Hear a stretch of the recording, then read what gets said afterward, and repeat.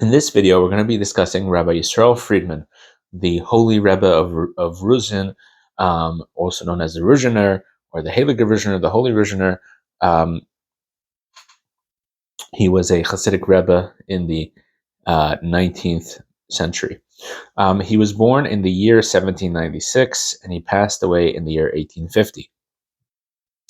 His lineage is as follows. His father's name was Rabbi Shalom Shachna, and he was a Hasidic Rebbe. His father was Rabbi Avraham Hamalach, Rabbi Avraham the Angel, and his father was the Holy Maggid of Mezrich, a successor of the Baal Shem Tov. So, obviously, in the Hasidic world, a very tremendous lineage, a descendant of the Holy Baal Shem Tov. He was named Yisrael after the Baal Shem Tov, and he was said to have the soul of the Baal Shem Tov, or he was given the soul of the Baal Shem Tov, essentially.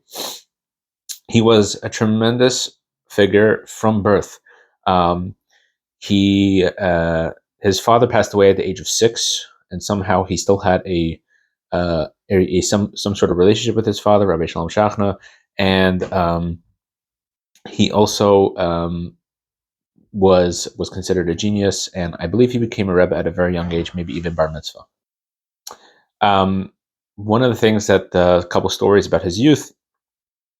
According to Jewish law, in order to have a kosher cow, it can't have any defects that will make it die within the year. So if a cow is terminally ill, essentially, it is not considered kosher.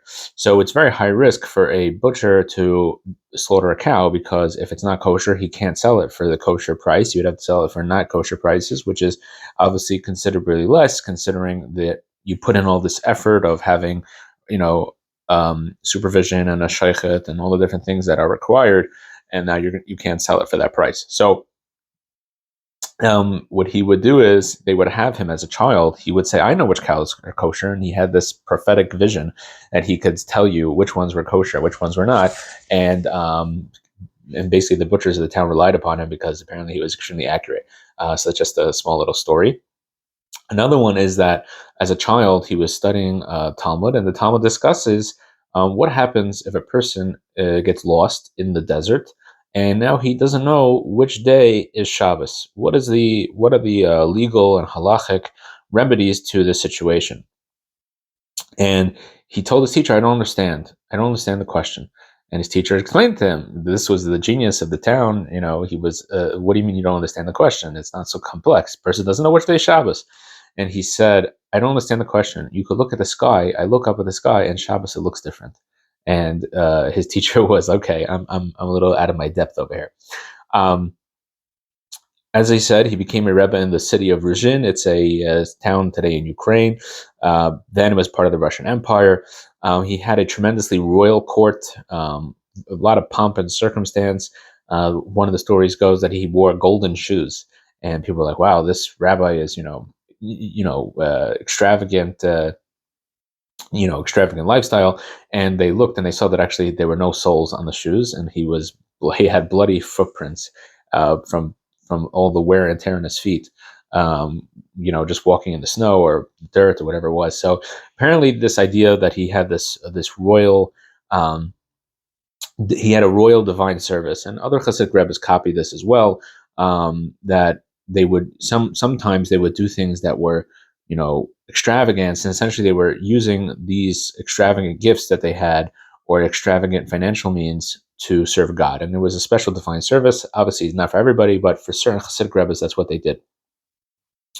Apparently, this got to the wind of the government, and eventually he was imprisoned. Apparently, for at that time, the czars were making a lot of decrees against Jewish people, as is well known. The Tsar, I believe it was Tsar Nikolai at the time, and a lot of decrees against Jews, and he openly opposed them, including the decrees about dressing, how Jewish people should dress, and etc. And he eventually was imprisoned by the Tsar, and he was imprisoned for 22 months, and he was eventually, it seemed that he was let go on a probationary basis for a short period of time, and he escaped Russia, and he went to Austria, and he escaped to the city called Sadigur or Sadigura, depending how you pronounce it, and that is where he lived for the rest of his life. A very long story how he escaped, and he had to get fake papers, and he had to pretend he was someone else. A whole long story, but he escaped with his life. And another Hasidic dynasty moves from this from the Russian Empire, moves into this time the Austrian-Hungarian, whatever it was called, empire. And he's bringing this Hasidic movement to a new place that not necessarily had the exposure to it, but he establishes a court there, and again he builds this royal court and this great synagogue and all kinds of stuff. And till this day, there's a Sadigur Rebbe in Jerusalem, Bnei Brak, London, and other places. And they're all descendants with the last name Friedman. They're direct descendants of the Ruzhiner Rebbe, as we'll talk about in a second. He also had other dynasties that descended from him. Some of his other children, besides the one that succeeded him in Sadigur, also became Rebbes in cities like Boyan. Are descendants of his Chartkov. He ended up in his second marriage. He married the widow of Rabbi Yisroel Friedman, and he had an influence in that dynasty as well. Vishnitz is probably the biggest one. Was his son-in-law. So the Vishnitz today, I believe there are many Vishnitz Rebbes, but tens of thousands of Hasidim in America and Israel. A couple of the things, just as interesting ideas of little things that you could tell of how, if someone's a Ruzhiner dynasty, is number one, a lot of them wear this their shtreimel has like a point to it, like a cone shape on the top, little they call in Yiddish a spitz, a little point that goes like on the top of the shtreimel. If you see that, usually that means they're descendant of a Ruzhiner dynasty. Not all of them do it, and usually it's the Rebbes, not necessarily the Hasidim. Just a little thing. And also they have a special cup. It's a goblet that has a stem with like branches coming out of it. It's a very fancy cup. Apparently the Ruzhiner used a cup that looked like this, and all the Ruzhiner dynasties, Vishnitz, Sadigur, Boyan, they all use this cup. So those are just little things you could tell if a Hasidic Rebbe is a descendant of the Ruzhiner dynasties. Going back a little bit to his imprisonment, I just want to talk a little bit about the Klevan Geniza. The Klevan Geniza was a phenomenon that happened in the 20th century, beginning of the 20th century, in the Kherson region of Ukraine. There was discovered this Geniza, this deposit of papers and documents that seemed to be very Kabbalistic in nature, and there was a lot of debate about, are these real, are these forgeries? Eventually, part of this Geniza, part of this deposit of books and papers and documents, made its way to the Rebbe Rashab, the fifth Chabad Rebbe, and I believe at that time he had left Lubavitch. At any rate, it doesn't really matter. He went through, and he took a few weeks after a Tishrei. He took time and he went through it, and he said as follows: that really these are they are not original documents. They are copies, but they are not forgeries. There are some mistakes, but in generally speaking, these are really unbelievable documents. These are original documents of not original, but they are copies of documents, letters from the Alter Rebbe, the Baal Shem Tov, some of the earlier founders of the Hasidic movement. Really amazing stuff. Much of it has been printed, and the question is, how did this end up? And essentially, what they figured out was that the Ruzhiner Rebbe was arrested. A lot of his documents were, as was the custom of the czars and other Russian governments, is they would seize all the documents of this prisoner. And because they seized it, it was all in this Russian, library or some sort of vault or whatever it was.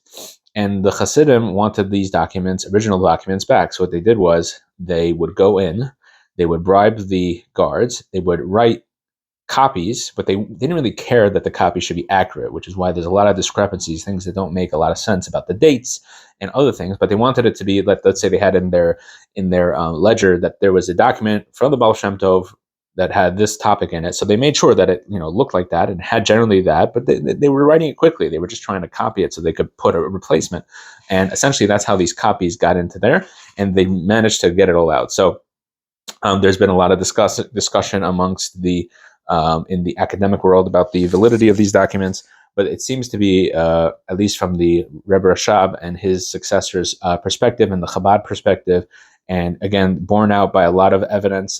Part of the evidence was that the Rebbe Rashab said that a lot of the things that were said in these documents, these Kabbalistic ideas or customs, traditions, whatever it was, a lot of them were passed down from Rebbe to Rebbe, from the Baal Shem Tov to the Alter Rebbe to his successor, etc. So the Rebbe Rashab knew that his father had told him these things as he was his successor, and had told him this was a tradition from the Baal Shem Tov or the Alter Rebbe, whatever it was, and therefore he had seen them in these documents, so he knew that there must be accuracy to that.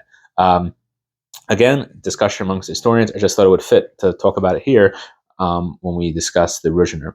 Apparently, these documents were originally in his possession, which makes a lot of sense that he would have them as a descendant of the Maggid and a great Hasidic Rebbe in his own right. Okay, a couple more stories. He had a very interesting relationship with the Tzemach Tzedek, the third Chabad Rebbe, Rabbi Menachem Mendel Schneerson of Lubavitch. They lived at the same time in the early 19th century. And a few stories about that. So one time when the Tzemach Tzedek, after his father-in-law, the Mitzvah Rebbe, the second Chabad Rebbe, passed away, there was a debate amongst the Hasidim about who should take over the Chabad dynasty. And the Mitzvah Rebbe, his children didn't want to. His son-in-law, the Tzemach Tzedek, didn't want to at that time, and they didn't know what to do. So they went to the Ruzhiner, and they thought maybe we'll become Hasidim of the Ruzhiner. And essentially the Ruzhiner all of a sudden tells them a story in the middle of his Tish, his Shabbos gathering, and he says that that the word the word how do you say this? The word was Taf Mem Aleph is the word MS is 21 times 21. He had a whole long speech, and essentially that equals 441. And we're talking about. I'm sorry. This was referring to the God's name. That's Moses. When Moses goes to the burning bush, God says, "I am who I am." Right? So that's one of God's names, and it's 21 is Ehyeh times 21 is 2 times equals 441, which is the word MS. Resh Mem MS is 441, which also he said is the numerical value of you could switch around the letters. Instead of MS, Aleph, Mem, Taf, it could be Taf, Mem, Aleph, which stands for Torahs Menachem MS. The Torah of Menachem, this referring to the Tzemach Tzedek of Lubavitch, his name was Menachem Mendel. His Torah is true. Go back to there. Don't you have nothing to do here. Your Rebbe is in Lubavitch. And they went, and they show up, and the Hasidim said that the Tzemach Tzedek had also talked that week, even though he didn't officially want to be Rebbe at that time. He had also spoken, and he said the same thing, that Ehyeh Asher Ehyeh is 21 times 21, and it refers to Emes. And he said it also has another explanation, and he didn't say. So they took it as that these two Torah giants, these two Hasidic Rebbes, had some sort of spiritual dialogue. Another story goes that the Tzemach Tzedek had an issue. They had an issue with the government at that time, with the Tsarist government, as there were many issues, and they didn't know what to do in the situation.